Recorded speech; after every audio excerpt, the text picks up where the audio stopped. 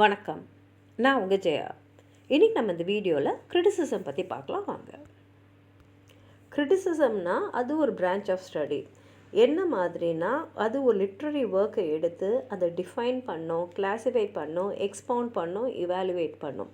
அதாவது ஒரு படைப்பை பகுத்தாய்வு செய்யும்.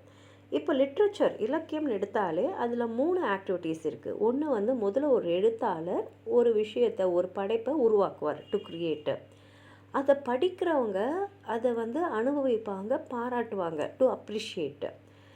கடைசியாக இன்னொருத்தவங்களும் இருக்காங்க, கிரிட்டிசைஸ்னால் பகுத்தாயிடுது. கிரிட்டிசைஸ்னால் அதை வெறும் கேள்வி கேட்குறதோ இல்லை கூறு போடுறது அப்படின்னு சொல்ல முடியாது. அதை பகுத்தாய்ந்து அதில் இருக்கிற நல்ல விஷயங்கள், அதில் என்ன அந்த எழுத்தாளர் சொல்ல வந்திருக்காரு, அது எப்படி போய் அதை படிக்கிறவங்கள போய் சேரணும் அப்படின்னு எடுத்து சொல்கிறது தான் கிரிட்டிசிசம்.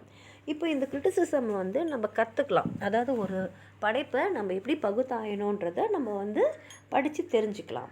அதனால் பார்த்திங்கன்னா இந்த கிரிட்டிசிசம்ன்றது இப்போ ஒரு இலக்கியத்தில் இருக்கக்கூடிய தியரிஸ் எல்லாம் எடுத்து அதை ஒரு படைப்பை எடுத்து அதில் பகுத்தாயறதுக்கு நம்ம உபயோகப்படுத்துகிறது தான் கிரிட்டிசிசமாக. இப்போ இந்த கிரிட்டிசிசம் எல்லா இலக்கிய படைப்புகளுமே நம்ம பகுத்தாயலாம். பொயட்ரியை கிரிட்டிசைஸ் பண்ணலாம், ட்ராமாவை கிரிட்டிசைஸ் பண்ணலாம், நாவலை கிரிட்டிசைஸ் பண்ணலாம், இன்னொருத்தர் எழுதின கிரிட்டிசிசமை கூட நம்ம கிரிட்டிசைஸ் பண்ணலாம். அது நமக்கு முன்னாடி ஒருத்தர் ஒரு படைப்பை எடுத்து அவரோட கிரிட்டிசிசம் எழுதியிருக்கார், அவரோட ஜட்ஜ்மெண்ட்டை கொடுத்துருக்காருன்னா அதை எடுத்து அவர் சொன்னது சரியா இல்லை அதில் உங்களுக்கு ஏதாவது மாற்று கருத்து இருக்கா அப்படின்றதையும் நீங்கள் கிரிட்டிசைஸ் பண்ணலாம்.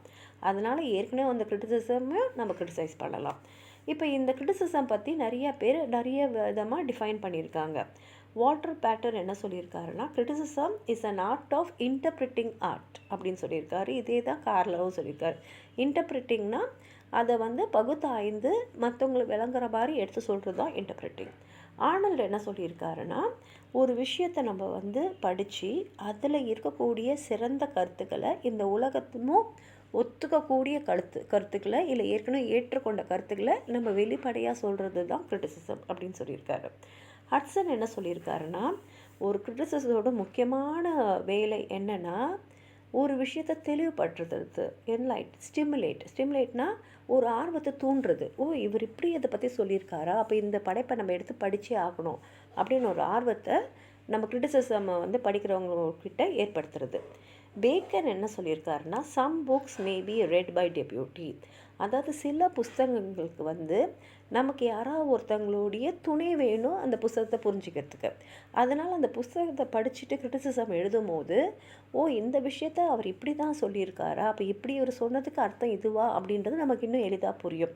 அதனால் எல்லா புஸ்தகத்தையும் அவர் சொல்லலை, சில புஸ்தகங்களுக்கு கண்டிப்பாக நம்ம யாராவது ஒரு துணை நமக்கு இருக்கணும் அப்படின்னு சொல்லியிருக்காரு. இப்போ ஒரு இலக்கியம் வாழ்க்கையோட பிரதிபலிப்பு அப்படின்னு எடுத்துக்கிட்டோன்னா, கிரிட்டிசிசம் இந்த பிரதிபலிப்பு, அதாவது இன்டர்பிரிட்டேஷன் ஆஃப் தட் இன்டர்பிரிட்டேஷன். இப்போ எமர்சன் என்ன சொல்கிறாருன்னா, ஒரு கிரிட்டிக்கோடைய முக்கியமான எய்ம் என்னென்னா, ஒரு படிக்கிறவங்களுக்கு அதாவது ரீடர்ஸ்க்கு நம்ம இன்ஸ்ட்ரக்ஷன்ஸ் கொடுக்கக்கூடாது. அந்த ஒரு படைப்பில் என்னென்னலாம் இருக்குதுன்னு சொல்லக்கூடாது. ஆனால் அதில் இருக்கக்கூடிய ஒரு புது அர்த்தத்தை படிக்கிறவங்களோட கண்ணுக்கு மனதுக்கு கொண்டு நிறுத்தணும். இப்போ கிரிட்டிசிசம்க்கு 2 முக்கிய ஃபங்க்ஷன்ஸ் இருக்குது. ஒன்று ஜட்ஜ்மெண்ட், நான் படித்தேன், இது எனக்கு பிடிச்சிருக்கு பிடிக்கல அப்படின்னு சொல்கிற ஒரு ஜட்ஜ்மெண்ட். இன்னொன்று இன்டர்பிரிட்டேஷன், அதாவது பகுத்தாயறது. இப்போது ஒவ்வொரு ஜட்ஜ்மெண்ட்லேயும் பார்த்திங்கன்னா ஒரு அப்ரிசியேஷன் தான் வெளியில் வரும். பேட்டர் அது தான் சொல்லியிருக்காரு. இப்போ ஒரு பாயட்டோ ஒரு பெயிண்டரோ அவரோட படைப்பை நம்ம பார்க்கும்போது நம்ம அதுலேருந்து விலைக்கு ஒரு 3 ஸ்டேஜஸ் மாதிரி வச்சு நம்மளுடைய வேலையை நம்ம செய்யணும் அப்படின்னு. இப்போ அந்த கிரிட்டிசிசமே 2 வகையான கிரிட்டிசிசம் இருக்குது. ஒன்று கிளாசிக்கல் கிரிட்டிசிசம், இன்னொன்று ரொமான்டிக் கிரிட்டிசிசம். இந்த கிளாசிக்கல் கிரிட்டிசிசம் தான் 18ஆம் நூற்றாண்டு வரைக்கும் இருந்தது. அதில் முக்கியமானது பார்த்திங்கன்னா அரிஸ்டாட்டலோடைய பொயட்டிக்ஸு.